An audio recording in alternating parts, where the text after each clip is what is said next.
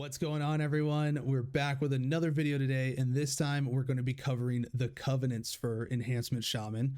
Now, I'm not going to bother you guys with a bunch of the little details, but just real quickly, we have prepared a character at 197 eye level for each of the covenants that's equivalent to Mythic +6. So just to give you an idea of what these values are that you're going to see coming from the covenant abilities as in terms of, you know, their effectiveness and how they're going to perform. This is what it's going to be like around normal rating performance when you get them and once you get to that point in gear. So that being said, let's get into it and let's break it down. So the first one that we have are the Kyrian, all right, Bastion.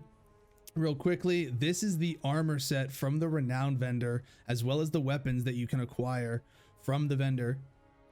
And here's the mount for it to go with it. Fortunately, male users, we didn't get screwed on this expansion for appearances. So the lion looks nice. It's a little anima lion. Looks a little bit like a Zoid to me. My personal, you know, anime watching.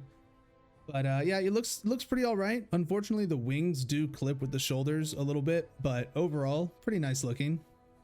Now, going from there, before we get into the actual covenant ability, we have to also talk about the Soulbinds, because the Soulbinds do impact the performance of our covenant skills sometimes. All right, so the first one from Kyrian is going to be Pelagos. He recently got nerfed because he was a little too good. But so Pelagos is the Vesper Totem increases your mastery by 233 for 10 seconds and occasionally expels sorrowful memories. Walking through these memories increases the duration of combat meditation by 3 seconds. So it's a nice way to increase the duration of your Vesper Totem, getting that 233 mastery increase, just a nice secondary stat boost. Going from there, you're going to have Valiant Strikes from Clea. You and your nearby's allies' critical hits grant you stacks of Valiant Strikes up to 40 stacks.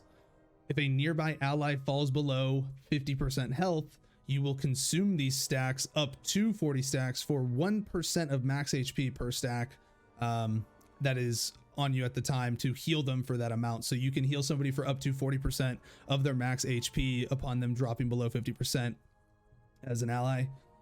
In terms of PvP, probably not going to get a really good chance to use this, but in raiding in Mythic Plus, you are going to have a lot of other people generating critical strikes around you in your party and raid. So these stacks are going to accrue very quickly.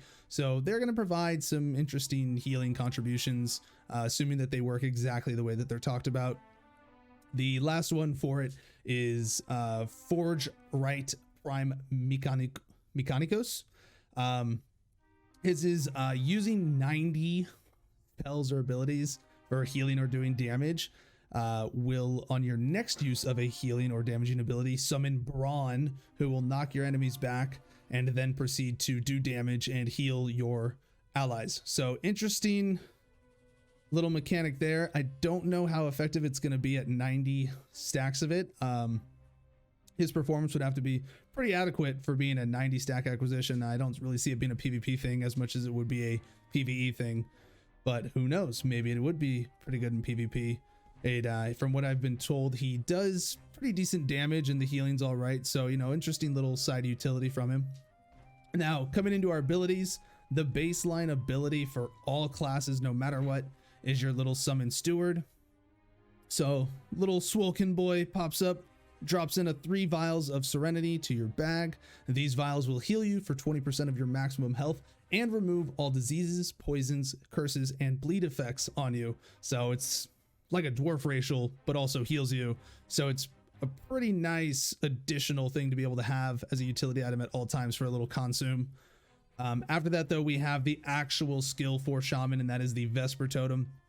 The Vesper Totem has a 1-minute cooldown and is a totem that we can summon and move around as we'd like for approximately 30 seconds.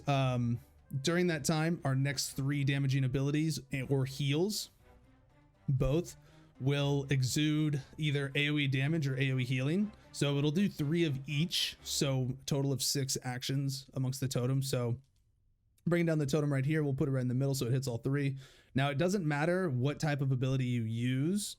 Any ability that you use will activate the damage on it, as well as any kind of heal That being said, across that right there, you can see that the damage output from the Vesper Totem, not the best, considering especially since that was an AoE, and the damage amount in which it hits for is about 1000 on the high end. So not the best performing right now. Originally, this used to be the go-to covenant for Enhancement Shaman, no matter what, period. Dunskies, everything else was so much worse, and Kyrian was overperforming everybody. Fortunately, they brought that down a lot. They buffed other things. We have more options available to us now. But now Vesper Totem I find to actually be probably towards the bottom of our actual options, you know, maybe the very bottom. I was never a fan of it because I don't like having to manage another extra totem and move it around from mobs and stuff. You know, we already have to put down Wind Fury Totem constantly for people. Yay. Just like classic. But overall, as you can see, it's not super impactful. It's not incredibly intrusive on the playstyle, but it is a little underwhelming in terms of performance for the damage that it can do, as well as the healing that it provides. The healing's on the low end as well when we compare it to some of the other things. All right. Now we're going to swap on over and we are going to give Night Fae a quick look for you guys. Night Phase is considered one of the stronger covenant skills, but I am not a fan of it myself at all. I really do not like it. But here you can see what the outfit looks like from Night Fae. Overall, pretty nice looking. You know, it's a little druidic looking, but that makes sense from, you know, Ardenweld. And then we're going to have the mount. Bang, bang. Big old glowy runic stag. Now, some of you might think, oh my god, it's so pretty. Well, for me, all I see is a freaking Stantler from Pokemon. That's all I can see right now. But, you know, it's overall, it's a pretty decent mount. It's a pretty decent mount. The shoulders are probably the thing I like the most from here. And then the fist weapons are kind of weird. They don't really fit. I don't really know how they got them in there, but, you know, it is what it is. They don't really go. The only thing they go with are the horns coming out of them. Now, our ability, our initial one is the transforming into a fox and teleporting. I know some people might like that a lot. But, I mean, why would you want to be a fox when you can already be a wolf? I don't really see too much coming from it, but, you know, having a little 15-yard teleport for 12 seconds could be useful for sure. And coming out of that, though, we are going to have the actual ability itself now. So Fate Transfusion actually does the same amount of damage across AoE and single target. So we're just going to show it on the single target, though. It is a relatively hard-hitting skill, especially when it crits, but it's a channeled skill.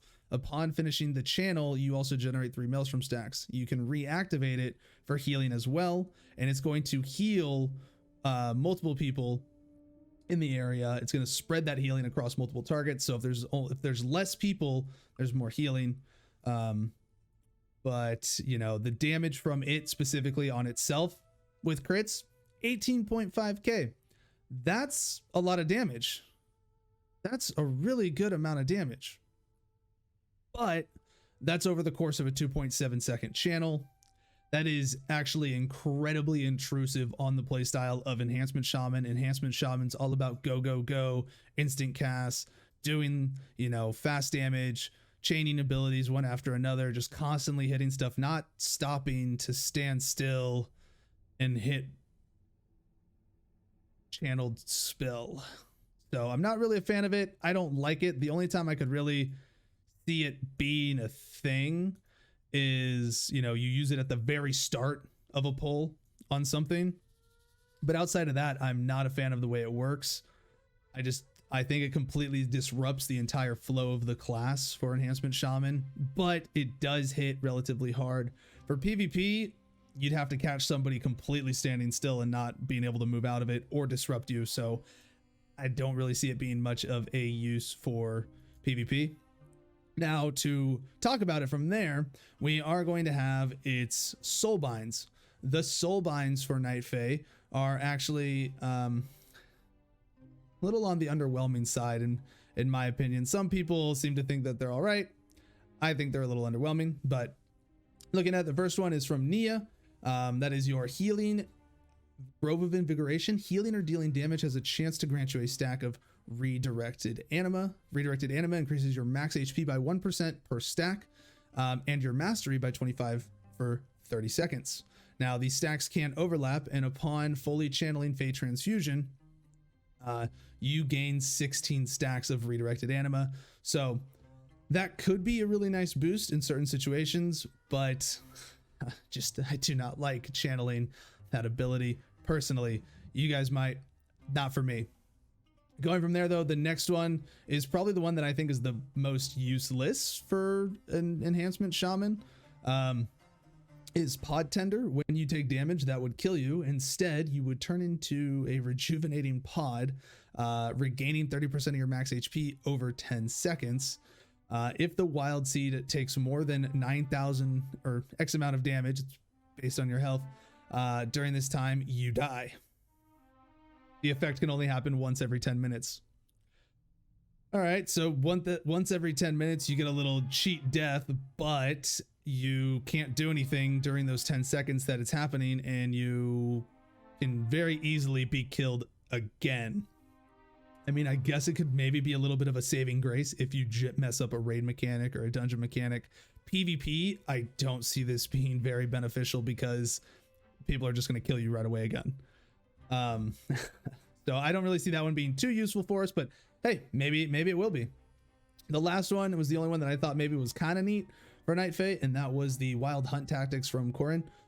Your damage to targets above 75% health and healing to targets below 35% health is increased by 10%. So it's a nice little flat 10% modifier, but only within certain percent ranges.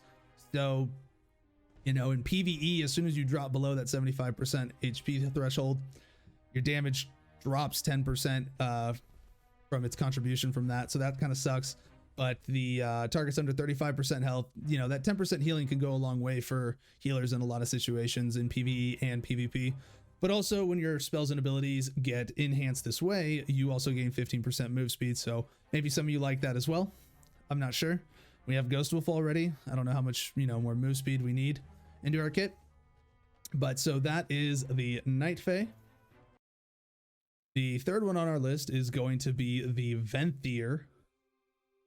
This is probably along the lines of being one of my favorite appearances for a Covenant.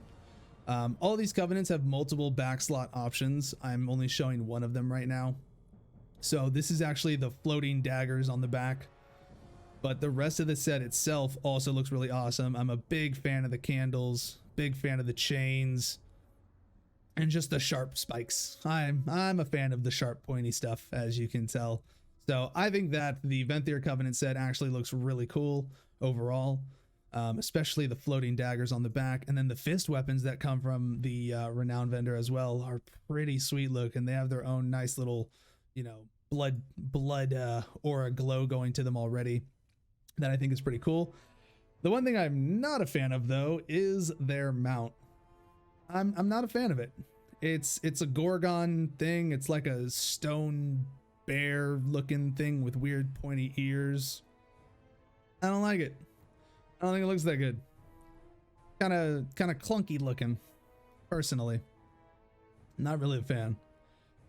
But we're not here to look at that. We are here to now talk about the Soulbinds for them. All right, the Soulbinds for Venthyr. Our first one coming up is actually one of the ones that I think is really cool for PvE, and that is Nagia Thrill Seeker.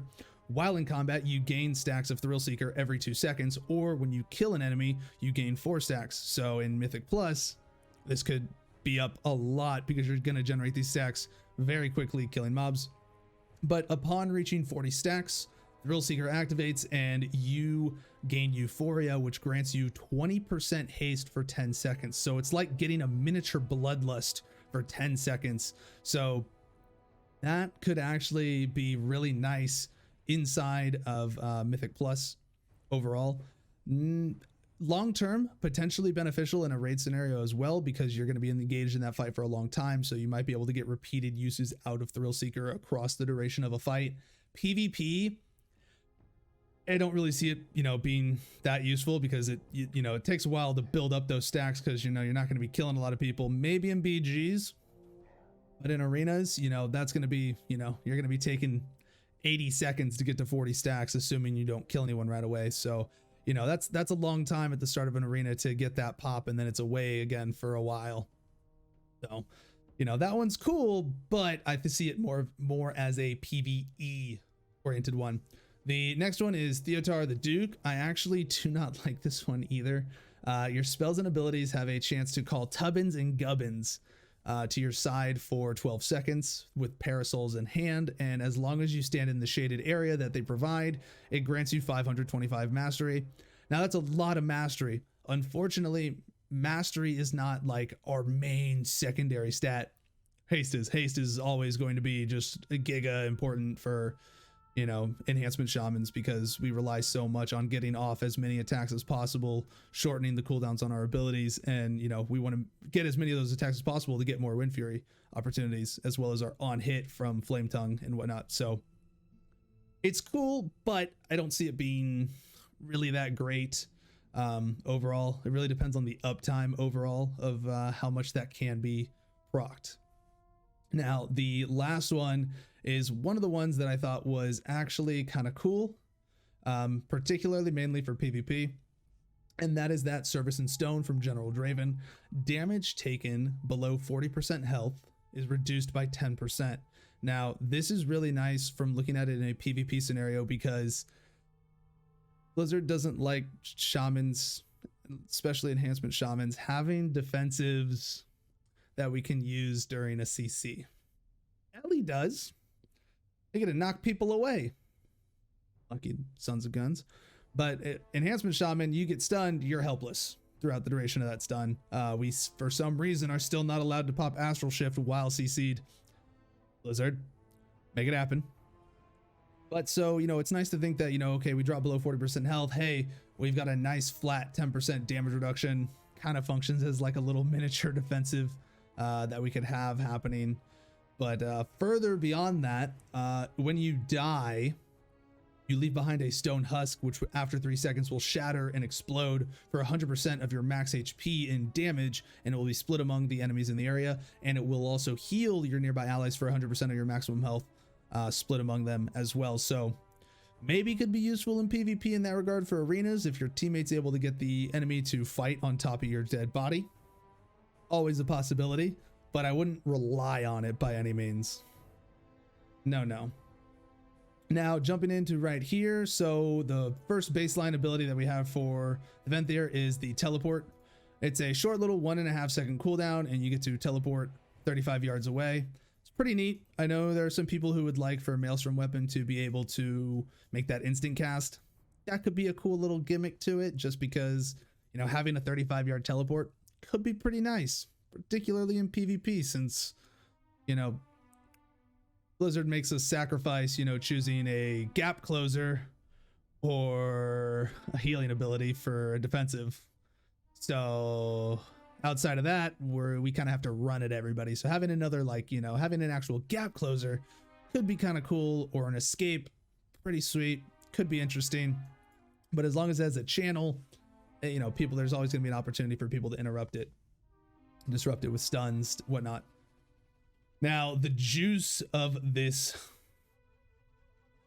covenant is going to be its skill. I personally find this skill to be the best skill, in my opinion, because it is feels completely organic in terms of its use, because it is reduces its cast time by 100%, because it also benefits from Maelstrom weapon, and so it also gets the damage modifier as well. So when we actually use it here, boom, across 3 targets, 20k damage, just like that, boom, instantaneous, and none of those were even crits. So I mean, it did normal damage for 6.7k, and it healed everybody that it hit here for about 10k each. So it's a pretty heavy pretty heavy hitting ability on its own in that regard, and it is completely non-intrusive to the playstyle of Enhancement Shaman, because basically it's essentially a Giga Chain Lightning and Chain Heal combined into one skill. Now it is on a 1.5 minute cooldown, but you know, you never want to hard cast it, just because why would you? You get the damage bonus and the no cast time when you have the Maelstrom weapon stacks. But it's a really nice ability, and it fits perfectly into the performance of Enhancement Shaman in terms of how you play. You don't have to change really anything about your playstyle in order to use this ability, because it just fits right into everything else in terms of using a Maelstrom weapon spending ability. So that is really nice, and it, you know, it hits hard and it heals nicely. So it really provides that nice duality aspect of how it performs. You know, you can either use it at a nice time to get some really nice burst damage out on a group or single target, or you can also use it as an emergency oh shit to heal everybody while also doing damage at the same time. So it's really nice. And then just to show how it does on single target as well in comparison, because that will be a little bit different, you know. Unlike Fey Transfusion, that one will do the same amount between single target or AoE. This one, not the same case. On a single target, 6.8k. All right, so, you know, just one hit on someone, you know, okay, it's a little bit weaker. It's not going to do as much damage as Fey Transfusion, but it's on a slightly shorter cooldown. And if you critically hit with it, it will also do, it will also reduce the cooldown by 5 seconds for each person it crits on. So it's pretty nice in that regard, but, you know, I like it the most. I think it fits the most, and it, you know, is the least intrusive on terms of the playstyle. And now our last one, the Maldraxians, the Necrolords, the Bony Boys.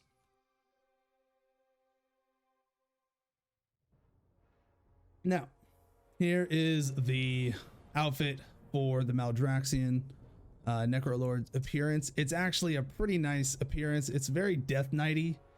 So we actually do get to feel a little bit like Death Knights in this set. You know, very bone and skull, bone wings kind of back piece. Nice little weapons here. And then their mount, I think, is the best looking mount out of all of the Covenant mounts. And it's huge. This thing is badass. I really like it a lot. I think it's very cool.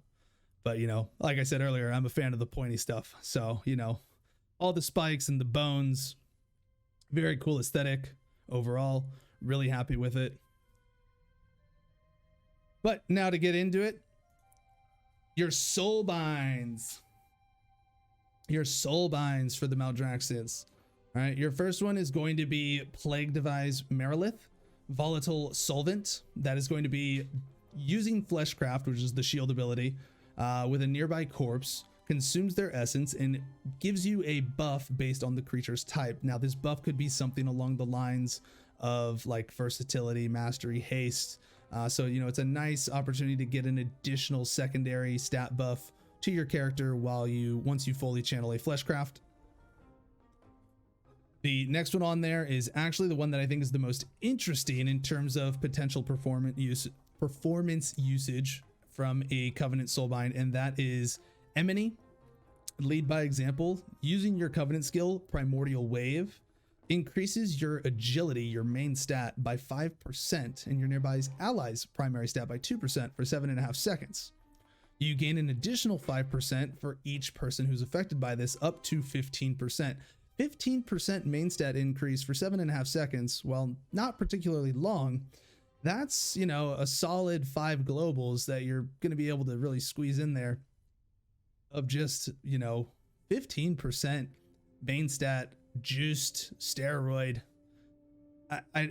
It's interesting to me because you'll actually have a decent amount of uptime on it because it's got a 45-second cooldown, so it's not down super long. But you know, that's a nice amount of damage boost for, you know, 5 globals or so. So I wouldn't sleep on it. It's definitely something to look at and test overall once we have full access to it altogether. But that's just one of the ones that I thought was really interesting potentially. And the last one for us is going to be one that was, it seemed like it was kind of cool, kind of gimmicky, but it seems way more gimmicky. Forge Bone Reveries from Bonesmith Hiremere. Upon death, your armor continues to fight, allowing you to fight for an additional 10 seconds. During this time, your damage and healing done is reduced by 50%, and you cannot receive healing.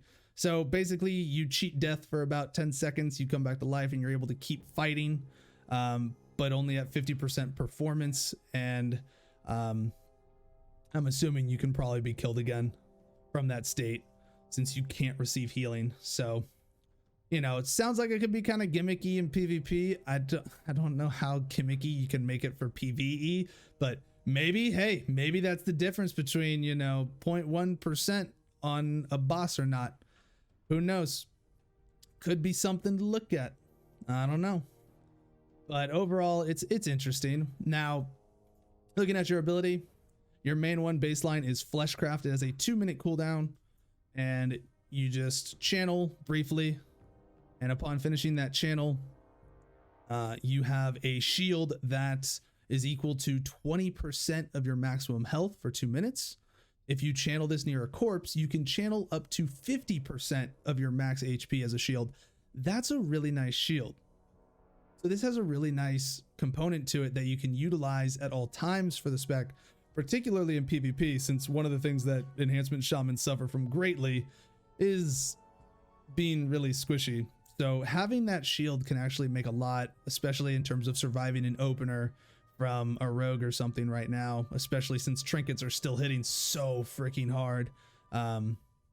So that could make a big difference for you in terms of surviving. Now, going from there, we're going to have our Primordial Wave. You blast your target with energy, shadow damage, and it applies Flame Shock to the target as well. Following that, your next lightning bolt will also hit all targets affected by your flame shock for 100% of the normal damage. That includes even if you use it with Maelstrom weapon procs. So if we were to go and manually apply flame shock here, hit this dummy here, we're going to build our stacks in the meantime.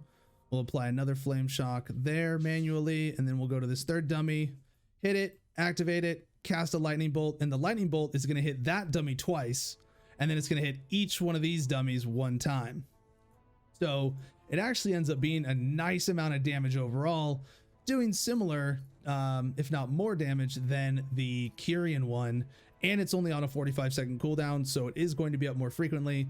Plus, you can actually channel it in directly on somebody with that lightning bolt. And since that actually is a buff because of the Maelstrom weapon changes recently, so that's actually more damage than what it was doing before in terms of its utility. You know, on one target right there, one of the lightning bolts crit, one of them did normal damage. So, you know, let's say you're on a single target, both crit, boom, 10k, easy. That's a nice little single target burst component that you're able to pump out. Now, if Blizzard gave us a way to spread flame shock via lava lash, this could become a really competitive option of a Covenant skill. But as long as we have to manually spread flame shock, it's a little intrusive, but it's not super intrusive because it is instant cast and it does synergize with our Maelstrom weapon usage of lightning bolt. You know, we apply flame shock regardless. We use lightning bolt with Maelstrom weapon stacks regardless. So it's like instead of hitting flame shock, you hit Primordial Wave instead, and then you get a nice juicy double lightning bolt on something, right? So it still syncs up with how you play the class and things that you're going to be pressing anyways. You don't have to do anything additional to really make it work. You know, unlike Vesper Totem, which you have to, you know, summon a new totem and make sure you're moving it, and so it's staying on top of mobs or on top of your party. For wanting it to heal, you have to manage its location, or channeling Fey Transfusion. But as long as we have to manually spread Flame Shock, that Lightning Bolt component, it's going to be a little lacking. I wish Blizzard would just make Lava Lash spread Flame Shock. Just do it, Blizzard. It'll at least make Lava Lash useful in its current state, since you guys want to make its damage be absolutely pitiful right now. But yeah, guys, that is going to wrap up our Covenants coverage. Thank you so much. I would say, for me personally, if you stayed tuned through the video, My personal favorite in terms of performance was definitely our Venthyr Covenant skill. I find it to be the least intrusive as well as the best performing overall, and it's much more diverse in terms of when you can use it or can't use it. Compared to Fey Transfusion. Fey Transfusion might have gotten the most damage out in single target, but it is the most intrusive and clunky to use out of all of them, so I'm not a fan of it personally. But the Venthyr's Chain Harvest, I feel, is going to, as it currently stands, be a really good go-to option, but right behind it, I definitely like the Necrolord one. There's definitely a lot of things to consider there, especially because Fleshcraft has the ability to be really powerful in multiple situations. And, you know, let's say they do give us a way to spread Flame Shock at some point. A Primordial Wave will look really juicy then, all right? And it is on a shorter cooldown, so you do get more use out of it overall across multiple fights. So you're gonna be able to get off Primordial Wave multiple times, you know, two times in the same time that it would take for you to get off one Chain Harvest. So definitely something to look at there in terms of its performance. And then Kyrian, I just find it to be really lacking across the board at the moment. So for me personally, if I had to choose, I would definitely choose between Necrolords or Venthyr, and they also just so happen to be the two of the better looking ones in my opinion for their armor sets as well. But guys, that's all for now. Thank you so much for watching. Definitely subscribe to the channel if you like this video, because it's free and it would mean a lot to me. Thank you so much. And you can also find us live on Twitch at twitch.tv/Zav_. And thank you. And I'll catch you in the mall. Peace.